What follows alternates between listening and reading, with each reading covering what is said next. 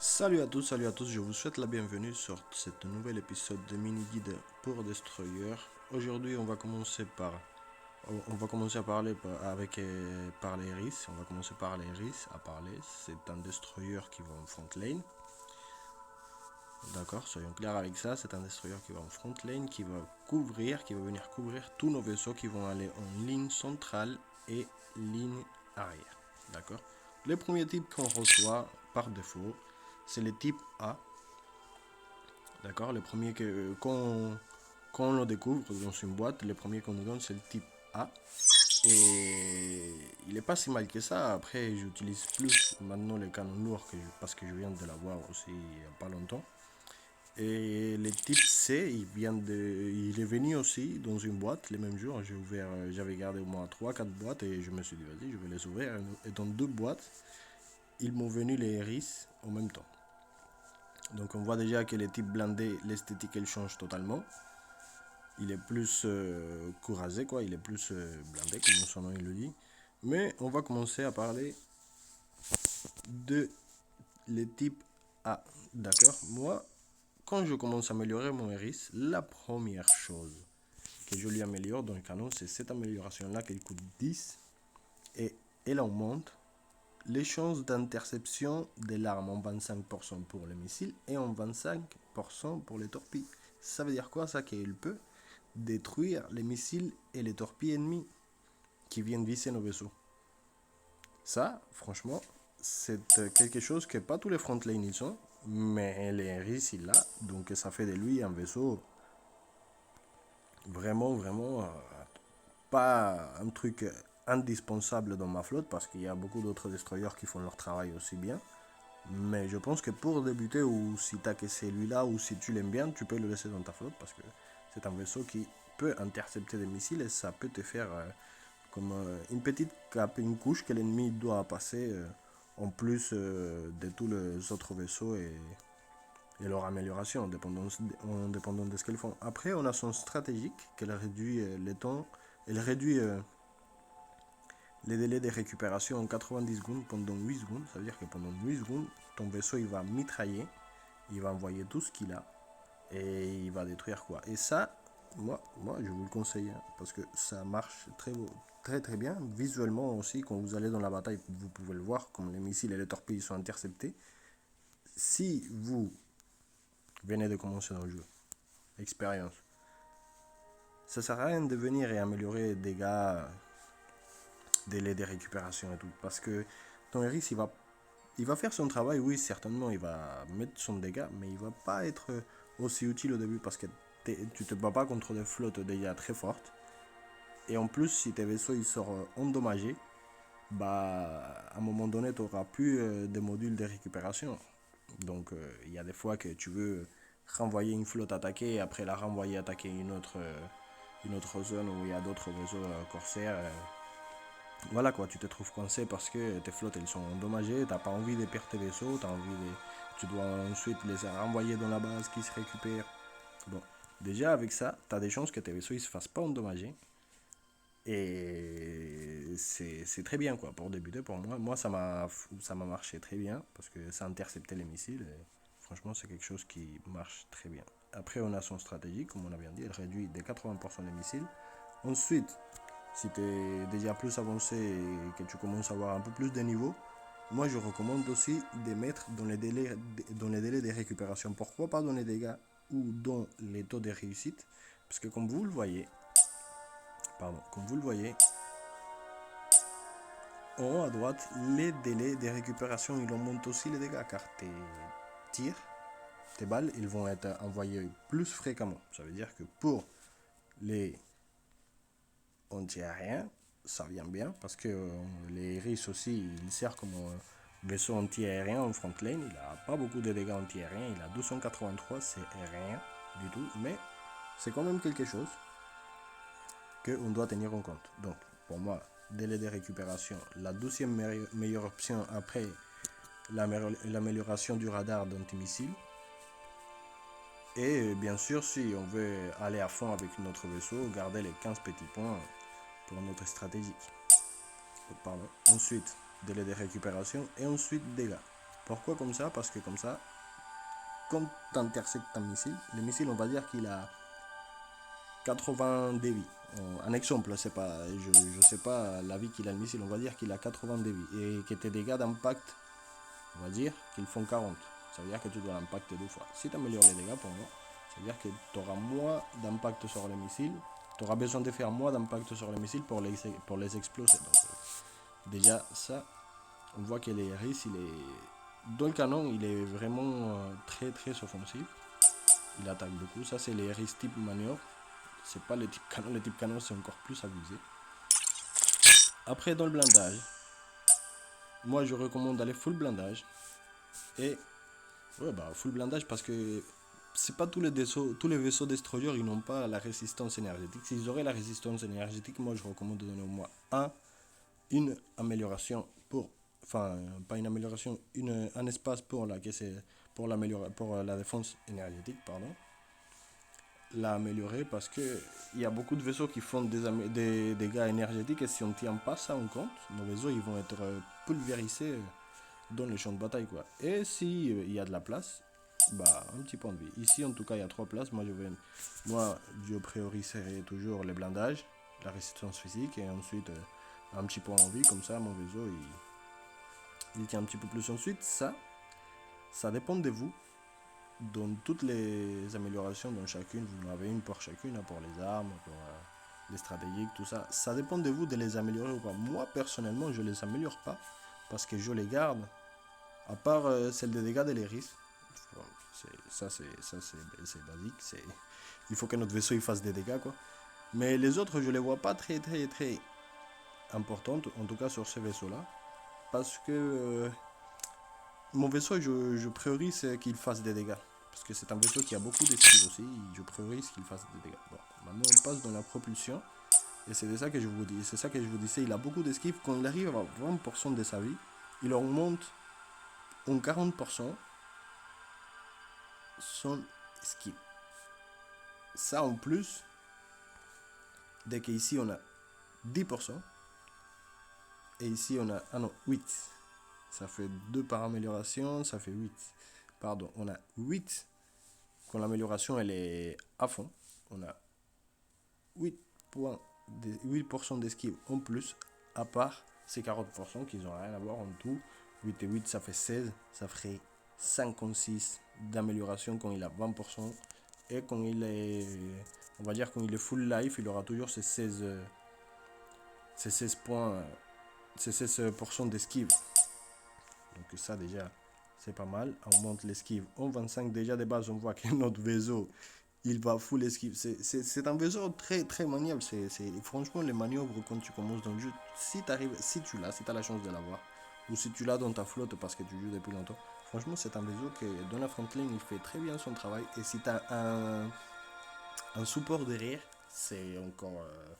Il ravage encore plus parce que à part quand il arrive à 20% de sa vie, le support il le soigne presque totalement et il revient au combat et c'est n'importe quoi. Ça va vraiment.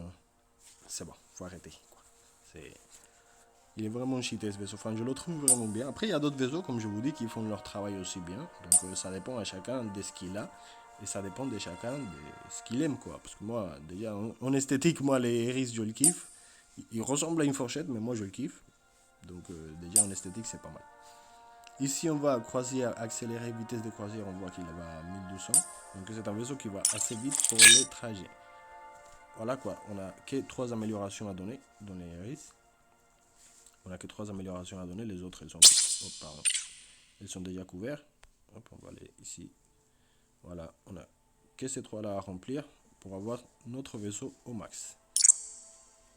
Dans la propulsion, ça c'est très important, l'esquive, parce que c'est ce qui va faire de notre vaisseau qui soit une machine de guerre indestructible. Ensuite, on passe directement au type lourd. Et comme vous le voyez, celui-là, oui, je suis en train de l'améliorer. Car on voit bien que cette petite pièce, elle met 15 000 de dégâts à 4 000 basiques et 11 021 avec l'amélioration. On va aller tout d'abord dans la propulsion car c'est la première chose que j'ai améliorée. C'est l'esquive, les gars. L'esquive, c'est ce qui fait de notre vaisseau sa puissance, c'est la force de notre vaisseau, son esquive, c'est son point fort, car c'est ça qui lui permet de survivre dans la front lane et de se maintenir dans le combat. Moi, j'ai donné ces premiers 4 petits points. Ah, par contre, ici, on n'a pas les stratégiques de réduire, d'augmenter l'esquive en 40% quand il est à 20% de sa vie. Ici, on l'a pas. Bah, déjà, on fait beaucoup plus de dégâts. Si on l'aurait, ça serait vraiment n'importe quoi. Mais on garde toujours notre 20 points d'esquive normal de notre vaisseau, quoi, de base. Donc ça, plus les 8% que je lui ai mis, ça ferait un petit 33% par là. Hein. Si, 33%. Donc, on passe au canon. Moi, directement, dans ce canon, dès que je l'ai vu, je me suis dit, non, non, non. Celui-là, il doit aller full dégâts. C'est pas possible. Donc, on voit qu'on a déjà son stratégique tir concentré temporaire, qu'il réduit les délais de récupération en 80% pendant 8 secondes aussi. Et ça a un délai de 90 secondes, ça veut dire tous les minutes et demie, il va te mettre des rafales pendant 8 secondes et ça va te faire beaucoup de dégâts, ça fait beaucoup de dégâts. Il aide beaucoup à la flotte à réduire tout ce qui est destroyer en front lane ennemi, il est réduit en poussière avec celui-là. On voit aussi qu'on a notre délai de récupération au max. On voit aussi qu'on a mis... Après cette amélioration-là, moi je doute que je vais pas la changer parce que, certes, ça réduit les temps de vis pour augmenter la cadence de tir et réduire les délais de récupération en 40%. Ça, c'est vraiment bien. Et les taux de réussite ont 15%. Ça veut dire que ça nous réduit 15% des taux de réussite. Moi, je suis en train de l'essayer. Je vais vous montrer quelques rapports de combat pour que vous voyez à quoi ça ressemble. Mais je trouve que cette amélioration-là, je vais l'enlever parce que si je n'ai pas... Après, je pourrais toujours la réinitialiser. Allez, tiens. Hop, on va la réinitialiser. De toute façon, j'utilise pas... j'ai pas encore utilisé la première amélioration du système. On va le mettre, on va l'essayer différemment. En direct ici dans la vidéo, on va l'essayer différemment. Et cette fois-ci, on va lui mettre une amélioration là. On va lui remettre sa cadence de tir parce que ça ne peut pas monter. Et on va lui mettre une autre dégâts. Maintenant, par contre, ouais, ça réduit, ouais, sans cette amélioration là, on fait vraiment pas de dégâts. Après, ouais, non, je préfère comme c'était avant, ça faisait beaucoup plus de dégâts. Ouais. Cette amélioration, c'est ce qui fait la totale différence en fait. Après, ça dépend parce que si on met ces deux-là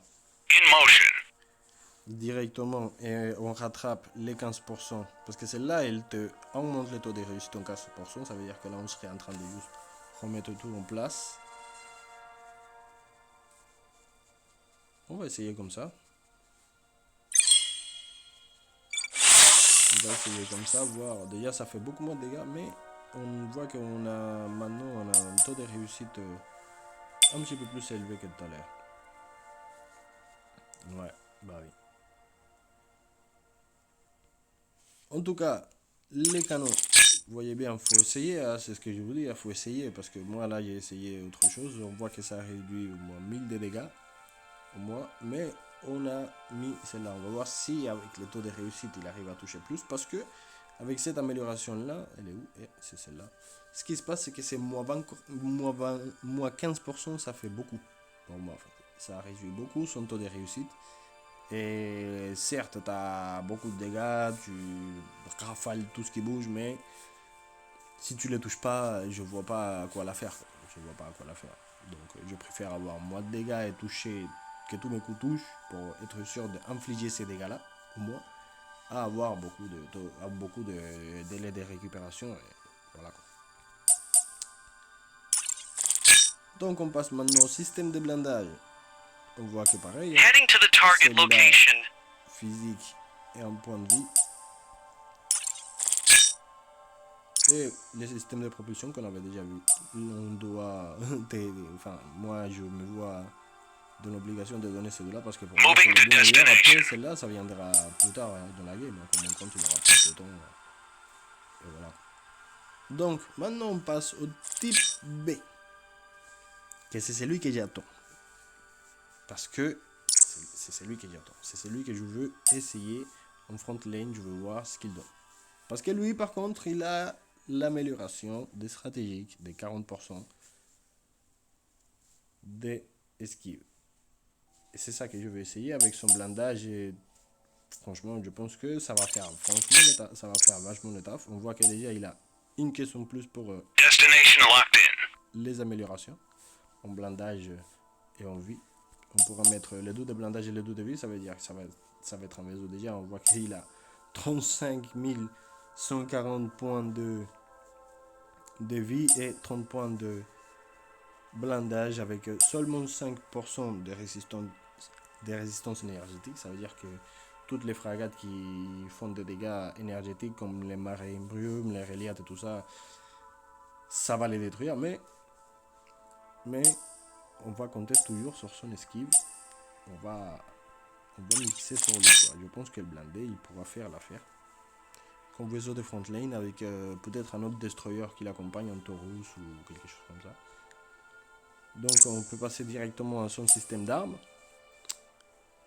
Et par contre celui-là, moi, quand je l'ai vu, je me suis dit, celui-là,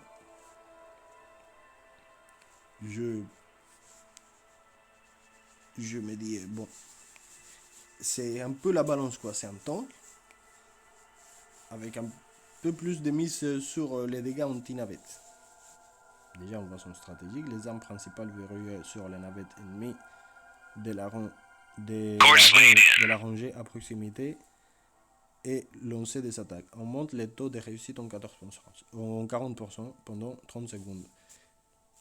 Tous les 30 secondes pendant 25 secondes. Ça veut dire que pendant 25 secondes, ça va augmenter ton taux de réussite sur tout ce qui est navette. Quand je dis navette, c'est corvette et avion de chasse. Et ça a un délai de récupération de 30 secondes. Donc, bon. Et ici, on voit aussi qu'on retrouve notre bien aimé amélioration du radar de anti-missile. C'est pour ça que je vais l'essayer, parce que déjà, il est anti-navette et anti-missile. Ça veut dire que ça va faire de notre iris un petit bouclier qui va nous défendre contre tout projectile déjà, enfin contre tout projectile, contre tout ce qui est missile et torpille. Et en plus, ça va nous défendre contre les navettes, même s'il n'a pas beaucoup de dégâts. Anti-navette. Ici, bien sûr, cette amélioration, elle va avec.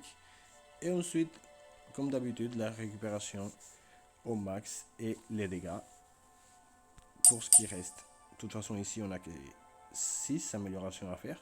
Je pense aussi lui donner sur l'amélioration des projectiles. Ça, toujours, à tous les vaisseaux que je vois que je vais les utiliser, je les aime bien, je lui donne cette amélioration là. Elle est très très très importante. Après, on voit que dans le blindage, tout ce qui dans les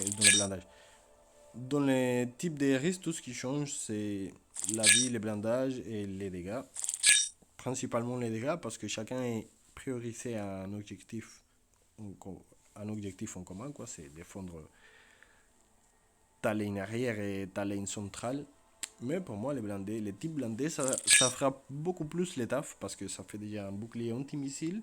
Il a 25% des chances d'intercepter missiles et torpilles, et en plus, il a aussi 40% pour l'interception de tout ce qui est navette chez avion de chasse et corvette. Sur ça les gars, je pense qu'on est arrivé à la fin de cette vidéo. J'ai presque tout expliqué. Après, ici on voit que les capacités aussi, elles sont toutes en 1 dans les dégâts anti-navires. Ça se voit déjà bien clair. Je pense pas qu'il faut passer dessus. J'aime bien aller directement dans les améliorations, comme ça fait de nos vidéos un petit peu plus courtes. Ah bah tiens, attends, on a oublié aussi les systèmes de commandement, mais bon, après c'est pas le plus intéressant, à part cette amélioration là qui réduit les dégâts en 1 point. T'en as 5, ça veut dire que tu as 5 points de réduction de dégâts. ça vient bien aussi. Moi je pense aussi lui donner parce que elle est très importante. Après celle-là c'est pour la défense. Ça c'est quand ton vaisseau en soi il sera complètement à fond quoi, à full quoi. T'as donné tous tes points, t'as rien à donner à d'autres, bah là tu mets celle-là parce que même ici on voit bien qu'on augmente les PV du système en 2%. Je pense que celle-là ça serait les meilleurs à donner. Donc voilà les gars, je pense qu'on a tout bien couvert, on a tout bien couvert. On a tout vu, le RS il est resté complètement à poil devant nous. On l'a complètement découvert, on a tout vu sur lui. J'espère que ça vous a servi, en tout cas j'espère que vous aurez appris quelque chose ou que vous aurez vu quelque chose que vous ne savez pas. J'espère. Et sinon, laissez-moi dans les commentaires des choses que j'aurais pu oublier.